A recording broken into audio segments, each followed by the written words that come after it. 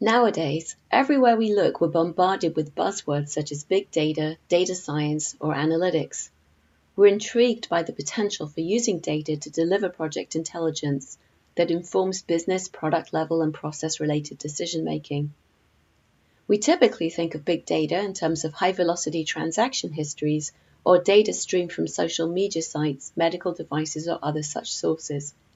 However, many projects build large repositories of data that include artifacts such as domain documents, interview notes, hazards, models, system and software level requirements, design artifacts, code, test cases, test logs, project plans, and many other such artifact types. This data can potentially be used to answer a wide range of project-related questions. For example, is my project on schedule? Or to what extent does the design cover requirements? Or does the code have any high-risk areas? Unfortunately, extracting the information needed to answer such questions can be very challenging. Data is often stored in heterogeneous toolsets and distributed across multiple geographical locations.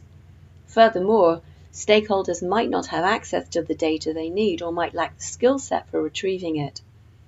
This problem was highlighted at a recent think tank meeting on strategic priorities for software development. The meeting, which was hosted by the US National Science Foundation, aimed to develop an agenda for software engineering research. Participants identified the inability to effectively process and use project data as a critical issue retarding time to market competitiveness, hindering change, and affecting the delivered product's quality and safety. So in this column, I'm looking at ways to deal with this problem using VTML or Visual Trace Modeling language, which empowers project stakeholders to issue useful queries. In order to issue a trace query, we have to first of all model the available data. We typically do this in something called a traceability information model, which I'm going to refer to as a TIM.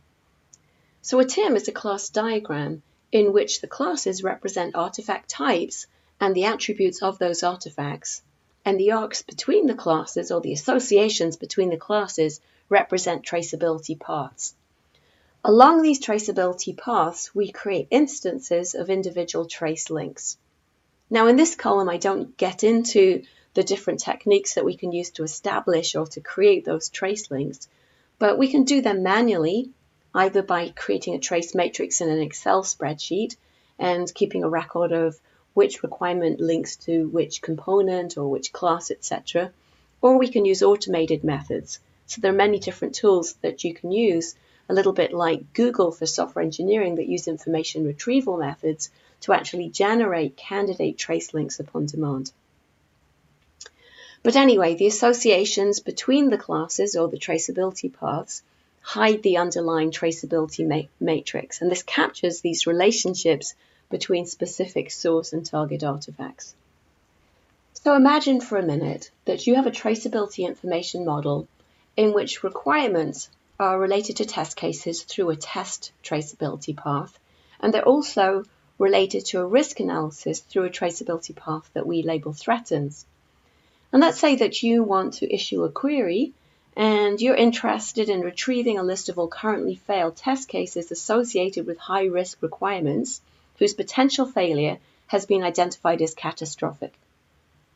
So to actually execute this query, the artifact data first has to be imported from various version control systems or third-party case tools, stored in a relational database, and we hope this has happened up front so the relational database is available for you to issue these kind of queries.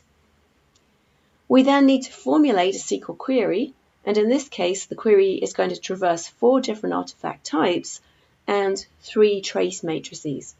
So composing this kind of query can be quite challenging, especially for people who aren't expert at SQL or who may be used to have understood how to write SQL queries but are a little bit rusty at them.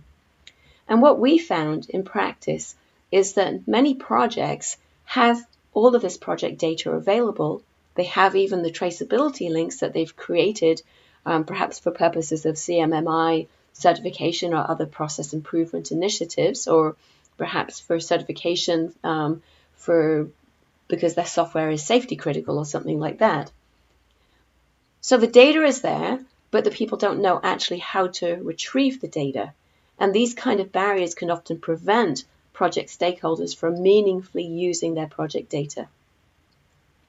So we need to have ways that we can represent or formulate queries in order to retrieve the information in meaningful ways.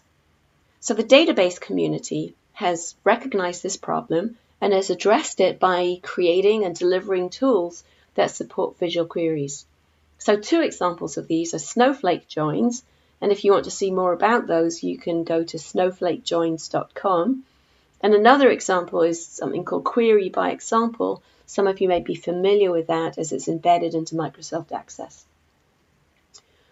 We've actually created an approach that we call VTML, which is Visual Trace Modeling Language. And VTML is specifically designed to support the kinds of queries that you're likely to want to issue against software artifacts in a software engineering project. So I'm going to talk about that in a minute. Instead of creating a new notation, so for example, Snowflake joins uses a new kind of notation, but instead of creating a new notation, VTML uses standard UML class diagrams, and it uses these to model the trace queries basically as a set of constraints that are enforced onto the TIM. So you can imagine you have a big class diagram that we call the TIM that represents all the artifacts and all of the traceability paths between them. And then we imprint on that a trace query which shows the specific artifacts, the attributes. It shows also things like constraints and filters and the traceability paths that have to be followed to retrieve the data. So our trace query is represented as a constrained subset of the TIM. One of the advantages of doing it this way is that you can model and execute your queries using standard tools that are available on most projects. And then you can actually visualize the model queries as a linear sequence of joins and filters.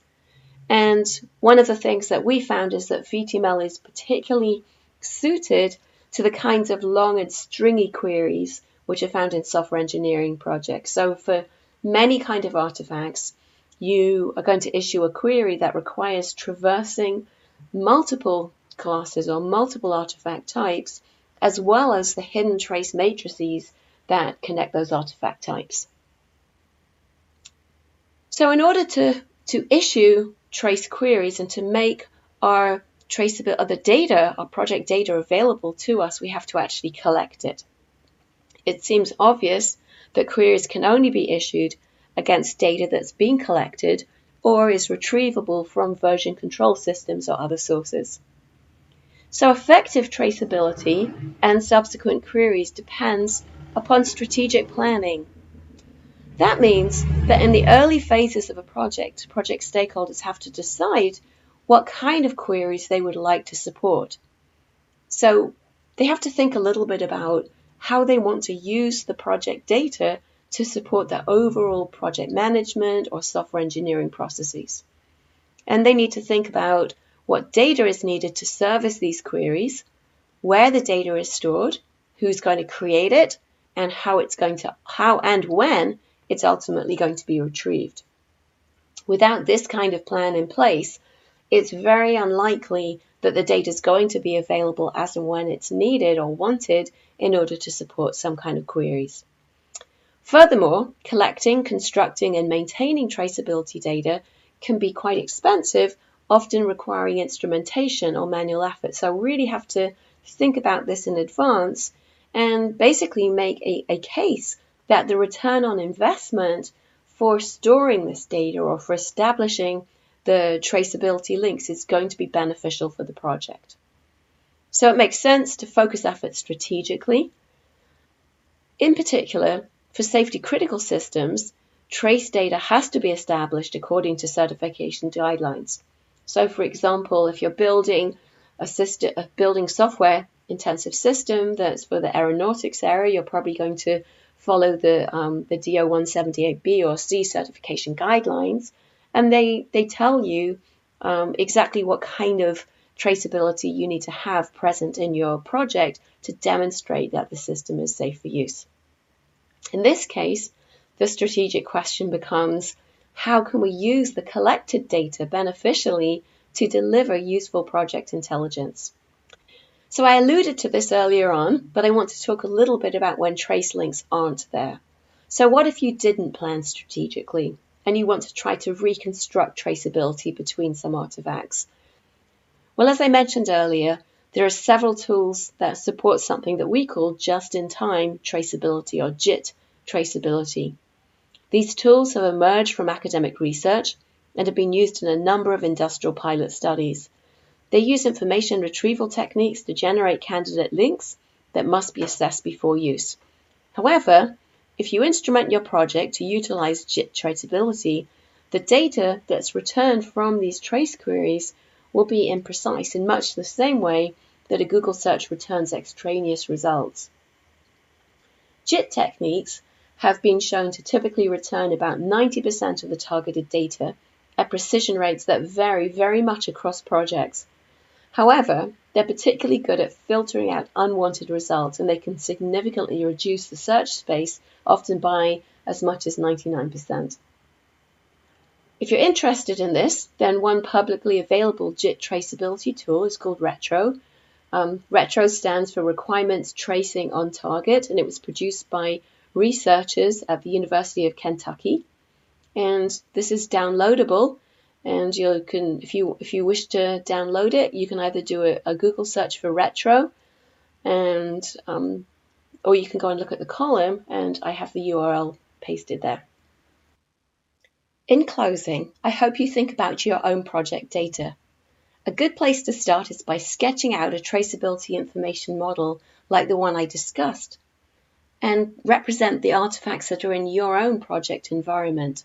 Then you can reflect on the kinds of questions that you would like to ask and the data you would like to retrieve in order to inform your own decision-making processes.